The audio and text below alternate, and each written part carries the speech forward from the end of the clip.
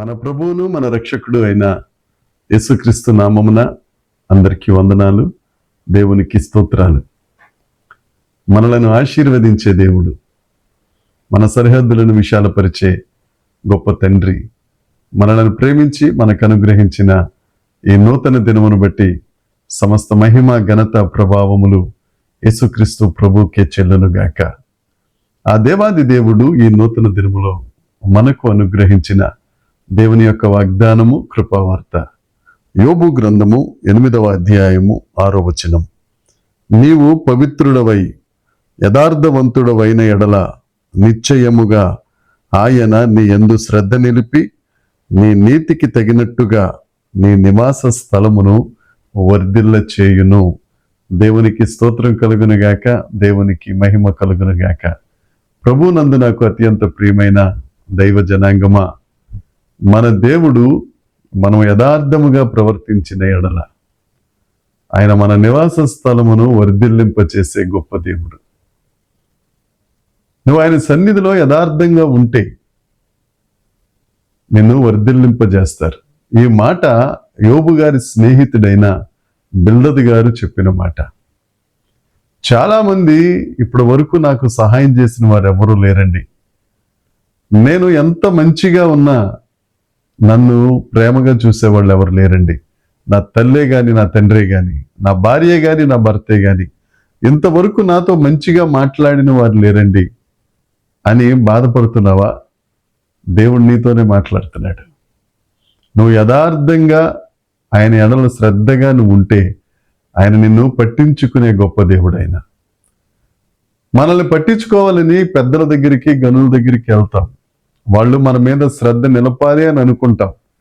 కానీ ఎవ్వరు నీ మీద శ్రద్ధ నిలపరు, ఎవ్వరు నిన్ను పట్టించుకోరు.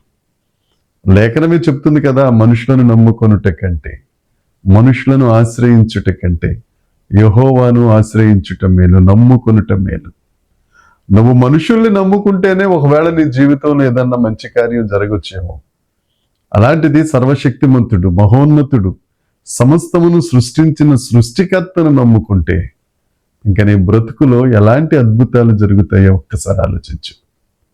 నీవు చేయవలసిందల్లా ఒకటే, యథార్థంగా ఆయన మీద శ్రద్ధ నిలిపి ఆయన సన్నిధిలో నువ్వు ప్రార్థన చేసినట్లయితే నీ నివాస స్థలమును ఆయన వర్ధిల్లింపజేస్తారు. ఎందుకంటే ఆయన రక్తం చేత నిన్ను కొనుక్కున్నాడు. ఆఖరి రక్తపు బొట్టు వరకు తన శరీరంలో ఉన్న రక్తాన్ని దారదారులుగా నీ కొరకు ప్రవహింపజేసిన ఆ గొప్ప దేవుడు నిన్ను రక్షించకుండా ఎక్కడికి దాటి వెళ్ళిపోతాడు? నిన్ను రక్షిస్తాడు, నీ మీద శ్రద్ధ నిలుపుతారు, నీ నివాస స్థలమును ఆయన వర్ధిల్లింపజేస్తారు. పాత నిబంధన గ్రంథంలో యెహోషువతో దేవుడు చెప్పారు, యెహోషువ నువ్వు వర్ధిల్లాలి అని అంటే నా మార్గముల యందు నువ్వు నడవాలి, నా వాక్యానికి నువ్వు లోబడాలి. అలా చేసిన ఎడల నేను నిన్ను వర్ధిల్లింపజేస్తాను. అదే మాట దేవుడి దినాన నీతో మాట్లాడుతున్నాడు. నీ జీవితంలో వర్ధిల్లడం అనేది ఇప్పటి వరకు రుచి చూడలేదా? నువ్వు వర్ధిల్లాలి అని అంటే దేవుని వాక్యానికి లోబడు, ఆయన ఆజ్ఞల మార్గమున నడువు. పరిశుద్ధుడైన యోహాను గారు తన ప్రియ శిష్యుడైన గాయితో అంటారు, నువ్వు ఆత్మలో వర్ధిల్లుచున్న ప్రకారం అన్ని విషయాలలో వర్ధిల్లాలి. నువ్వు ఆత్మలో వర్ధిల్లాలి అని అంటే వాక్యం చదవాలి, ప్రార్థన చేయాలి, దేవునికి స్తోత్రం చెప్పాలి, ఆయనతో సహవాసం చేయాలి. ఎందుకంటే మనుషులను నమ్ముకుంటే, మనుషుల్ని పొగిడితే నీకు వచ్చేది ఏముండదు, ఉన్న శక్తి కోల్పోతావు. అదే నువ్వు డైరెక్షన్ మార్చి, నువ్వు దిక్కు మార్చి దేవుని వైపు, దేవా నీవే నాకు దిక్కయ్యా, నీ శరణుజొచ్చున్నాను, నన్ను కనికరించు ప్రభు అంటే నువ్వు యథార్థంగా ప్రార్థన చేస్తే నీ మీద ఆయన శ్రద్ధ నిలిపి నీ నివాస స్థలమును వర్ధిల్లింప చేయునుగాక.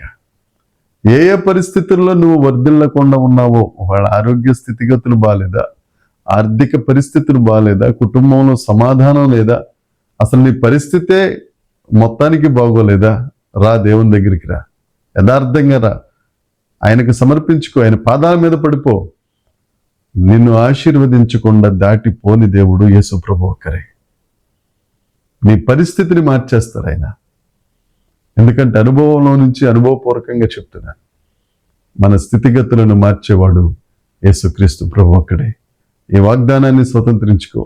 దేవుడు తప్పక నిన్ను వర్ధిల్లింప చేయునుగాక. నీ నివాస స్థలమును వర్ధిల్లింప చేయునుగాక. నీ సంతానమును ఆయన దీవించునుగాక. దేవుడి మాటలు దీవించునుగాక. ఆమేన్. ప్రార్థన చేద్దాం.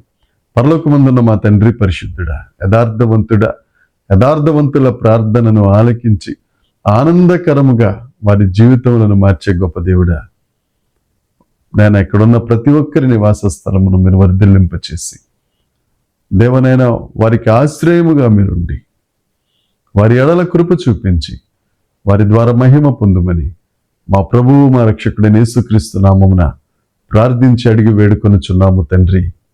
ఆమేన్. దేవుని కృప మనందరికీ తోడై ఉండునుగాక.